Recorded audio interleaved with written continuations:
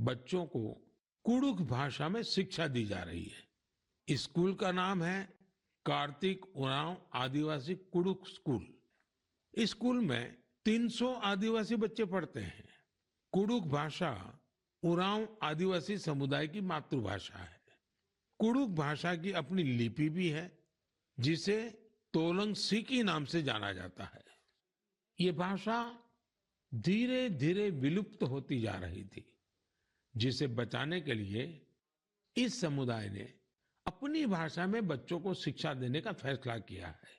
इस स्कूल को शुरू करने वाले अरविंद उरांव कहते हैं कि आदिवासी बच्चों को अंग्रेजी भाषा में दिक्कत आती थी, इसलिए उन्होंने गांव के बच्चों को अपनी मातृभाषा में पढ़ाना शुरू कर दिया।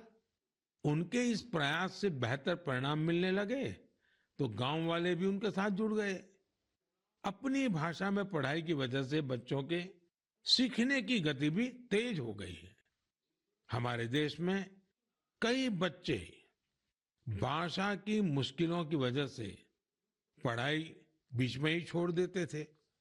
ऐसी परेशानियों को दूर करने में नई राष्ट्रीय शिक्षा नीति से भी मदद मिल रही है। हमारा प्रयास है कि भाषा किसी भी बच्चे की शिक्षा और प्रगति में बाधा नहीं बननी चाहिए।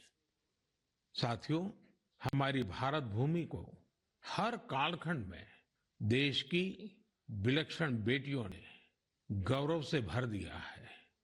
सावित्रीबाई फुले जी और रानी वेलु नाचियार जी देश की ऐसी ही दो विभूतियां हैं।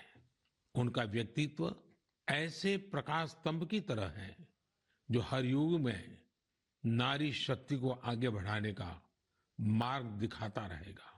आज से कुछ ही दिनों बाद 3 जनवरी को हम सभी इन दोनों की जन्म जयंती मनाएंगे। सावित्रीबाई फुले जी का नाम आते ही सबसे पहले शिक्षा और समाज सुधार के क्षेत्र में उनका योगदान हमारे सामने आता है।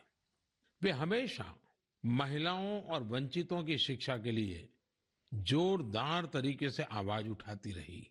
वे अपने समय से बहुत आगे थी और उन गलत प्रथाओं के विरोध में हमेशा मुखर रही। शिक्षा से समाज के सशक्तिकरण पर उनका गहरा विश्वास था। महात्मा फुले जी के साथ मिलकर उन्होंने बेटियों के लिए कई स्कूल शुरू किए। उनकी कविताएं लोगों में जागरूकता बढ़ाने और आत्मविश्वास भरने वाली होती थी। लोगों से हमेशा उनका यह आग्रह रहा कि वे जरूरत में एक दूसरे की मदद करें और प्रकृति के साथ भी समरसता से रहें। वे कितनी दयालु थी, इसे शब्दों में नहीं समेटा जा सकता। जब महाराष्ट्र में अकाल पड़ा तो सावित्रीबाई और महात्मा फुले ने जरूरतमंदों की मदद के लिए अपने घरों के दरवाजे खोल दिए। सामाजिक न्याय का ऐसा उदाहरण विरले ही देखने को मिलता है। जब वहां प्लेग का भय व्याप्त था तो उन्होंने खुद को लोगों की सेवा में झोंक दिया। इस दौरान वे खुद इस बीमारी की चपेट में आ गई। मानवता को समर्पित उनका जीवन आज भी हम सभी को प्रेरित कर रहा है।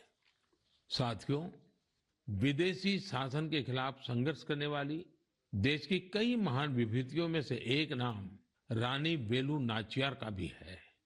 तमिलनाडु के मेरे भाई बहन आज भी उन्हें वीरा मंगई यानी वीर नारी के नाम से याद करते हैं। अंग्रेजों के खिलाफ रानी वेलु नाचियार जिस बहादुरी से लड़ी और जो पराक्रम दिखाया, वो बहुत ही प्रेरित करने वाला है। अंग्रेजों ने शिवगंगा साम्राज्य पर हमले के दौरान उनके पति की हत्या कर दी थी, जो वहां के राजा थे। रानी वेलु नाचियार और उनकी बेटी किसी तरह दुश्मनों से बच निकली थी। वे संगठन बनाने और मरूद ब्रदर्स यानी अपने कमांडरों के साथ सेना तैयार करने में कई सालों तक जुटी रही। उन्होंने पूरी तैयारी के साथ अंग्रेजों के खिलाफ युद्ध शुरू किया और बहुत ही हिम्मत और संकल्प शक्ति के साथ लड़ाई लड़ी। रानी वेलु नाचियार का नाम उन लोगों में शामिल है जिन्होंने अपनी सेना में पहली बार ऑल विमेन ग्रुप बनाया था। मैं इन दोनों वीरांगनाओं को श्रद्धा सुमन अर्पित करता हूं। मेरे परिवारजनों, गुजरात में डायरा की परंपरा है। रात भर हजारों लोग डायरा में शामिल होकर के